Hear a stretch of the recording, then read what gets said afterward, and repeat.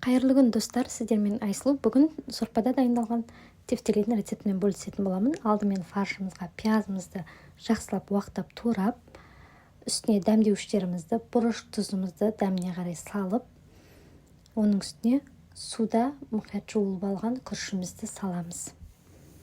Енді жақсылап біркелкі болғанша араластырып, қолымызбен кішкентай тефтелилеріміз жасайтын боламыз. Қолға жаспас үшін қолыңызды сулап отыруға болады. Бұл тефтелилер ешқандай жұмыртқа, ұн қоспай-ақ сорпада шашырамайтын, езілмейтін болып шығады. Міне менде осындай шықты. Енді көкөністерімізді турап аламыз.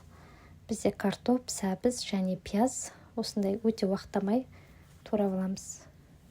Алдын ала қайнап жатқан сорпаға бірінші көкөністерімізді салып, 10 минуттай қайнатып аламыз. Содан кейін тефтелилерімізді салатын боламыз.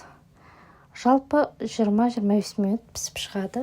Өте дәмді, шашырамай, езілмей піседі. Рецепт ұнаса арнаға тіркеліп лайк басуды ұмытпаңыз.